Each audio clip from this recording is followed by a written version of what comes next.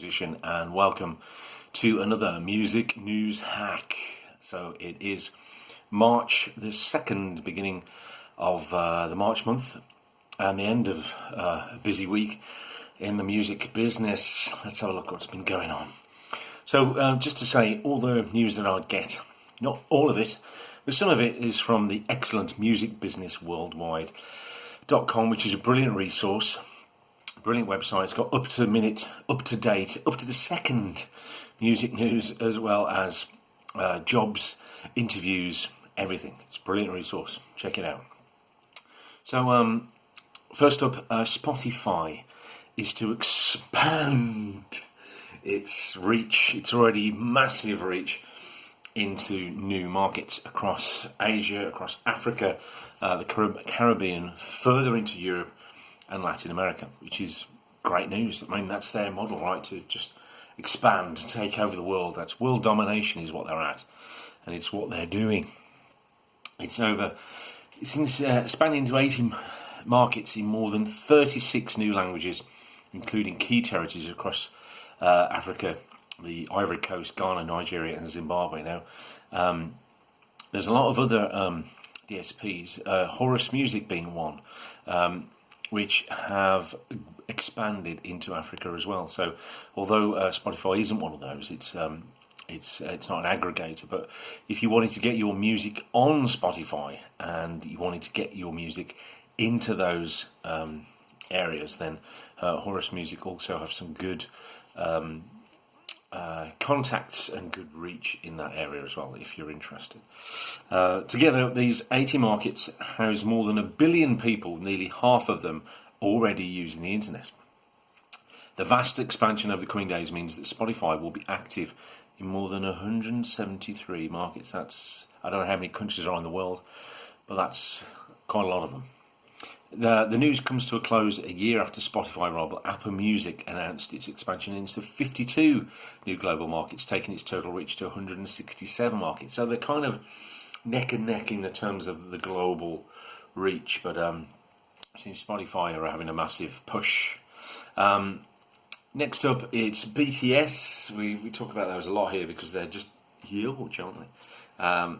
They helped Big Hit's annual revenues jumped to 36%, which was equivalent to $676 million in 2020, despite the pandemic. Now, BTS mega fans who bought shares in Korea's Big Hit Entertainment last year are looking like master investors now, yes. According to the documents filed in Korea and reviewed by Music Business Worldwide, Big Hit generated 796.3 billion KRW, which is the Korean currency, approximately $676 million in the 12 months of 2020. That meant Big Hit, which floated on the Korea Exchange in October, saw its annual revenues grow by 36 YOY versus 2009. Year on year, right, that is. Big Hit's yearly revenue haul in 2020 was more than twice the size of the 301.4 billion Korean, whatever that is, the company generated just 2 years earlier. Perhaps what's most remarkable about Big Hit's revenue growth last year was that its live concerts division, its biggest revenue generator in 2019, saw annual revenues sink by 98% to just 3.4 billion, 2.9 million, due to the impacts of COVID-19. As a result, the concert revenue made up just 0.4% of Big Hit's total global revenue. So, there you go. And I think because they did that massive concert, don't they? Massive online concerts, and they've just got a huge fan base. You know, K-pop is just massive, isn't it? So that's good news for them. On a different note here, different tone, Chance the Rapper legal fallout gets nastier. The artist sues ex-manager for more than $1 million, alleging shocking violations of trust. You'll remember that late last year, Chance the Rapper, aka Chancellor Bennett, was sued by his longtime manager, Pat, the manager, Corcoran. Corcoran claimed he was owed more than $3 million in unpaid commissions. Corcoran, via Pat the Manager LLC, sued Chance's three companies in Illinois, alleging 7 counts, including breach of contract, violation of the Illinois State Representative Act, unjust enrichment, and more. now Chance is fighting back with an explosive suit of his own. According, not a suit, explosive. It's a suit, lawsuit. According to a claim filed by Chance or Bennett this month, obtained by MBW, the rapper accuses his disgruntled former manager, of having repeatedly breached his fiduciary responsibilities to Mr. Bennett by trading on Mr. Bennett's good name for his own benefit. So, a bit of a beef there between Chance the rapper and Pat the manager. And I wonder if Bob the Builder is going to get involved. Anyway, that's it for that, for the MBW news. But there is one more interesting fact, that in the US, music fans spent more on vinyl than CD last year for the first time since 1986. Now, I know that's been, in the UK anyway, vinyl has been on the increase for years, really, and overtaking CDs. But in the US, obviously, that's a different market. So 2020 may have been a gloomy year thanks to the pandemic, but it was also an extraordinary year for vinyl. In the United States, the format outsold CD albums on a monetary basis in 2020, according to new data from the industry body, the IRAA.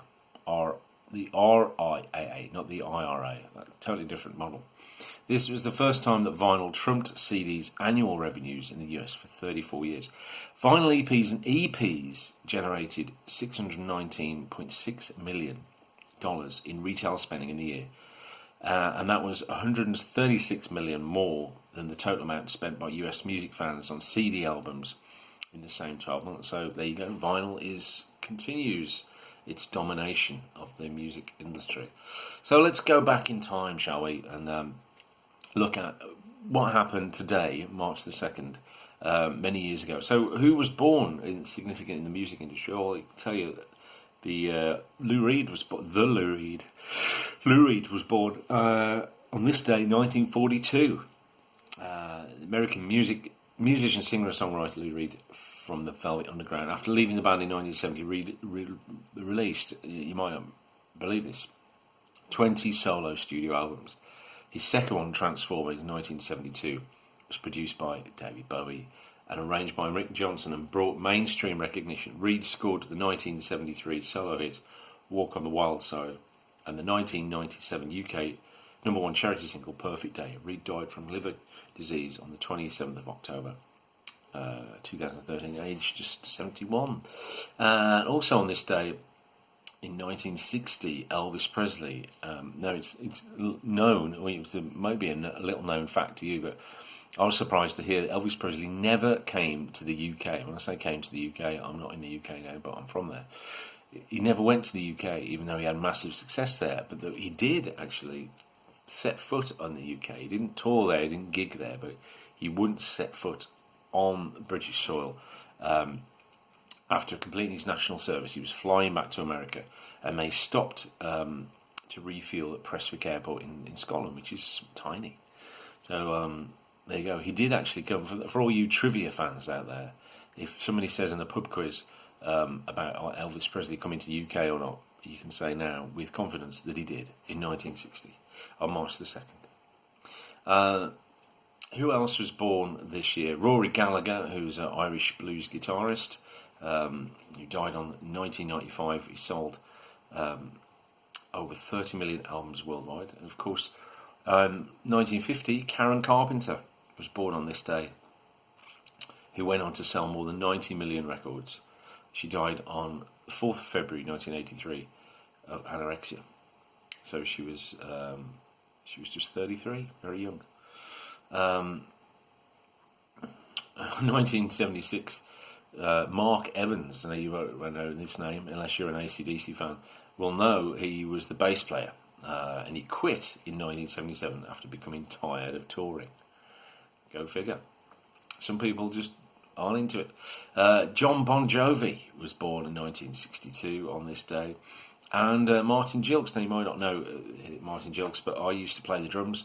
My dad used to know Martin Gilks' dad. And my first drum kit was his old drum kit, Martin Gilks, who was the drummer from the Wonder Stuff in the UK. They scored a #1 single with the version of Tommy Rowe's hit Dizzy. And he unfortunately died on 3rd of April 2006, after losing control of his motorbike. More famously, in 1977, Chris Martin of Coldplay was born. And in 1988, X Factor winner James Arthur was born. And 1985, the Smiths were at number 1 in the UK indie charts with How Soon Is Now. 1985, Wham!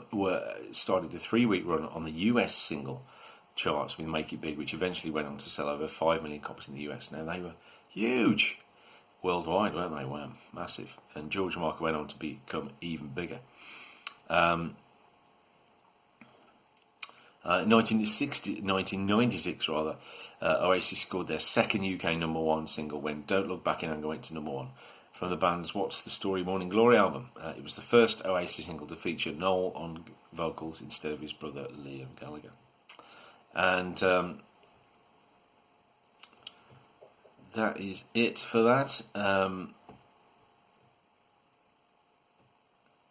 Yeah, I think we'll do that. And finish on this day in history, maybe.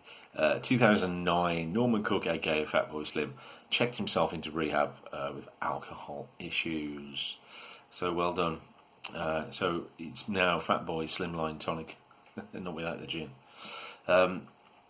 And 10 years ago on this day, in 2011, March the 2nd, who was number 1 in the UK? Can you guess? I was shocked. It was Adele with Someone Like You. Remember that? Wow, that was 10 years ago. Scary how time flies. It became the number 1 single in the UK and stayed on the top of the charts for 5 weeks. The song also topped the charts in Ireland, New Zealand, Australia, Brazil, France and Switzerland, and it's become Adele's second number 1 in the US. And finishing on that, the US number 1 on this day 10 years ago was, that's right, it was Lady Gaga. Born This Way, the lead single from a second studio album of the same name. The song held the number 1 spot for 6 weeks, making it the only song to debut at number 1 and stay there for over a month since Elton John's Candle in the Wind in 1997. There you go, another bit of trivia. Again, Lady Gaga, huge at the time. So that's it for Music News Hack this week from The Prosperous Musician. Stay tuned, there'll be more coming up. More music news hack, more news, more tips, tricks, and all that kind of good stuff for the music business. My name's Spence. This is The Prosperous Musician. Stay prosperous. See you next week.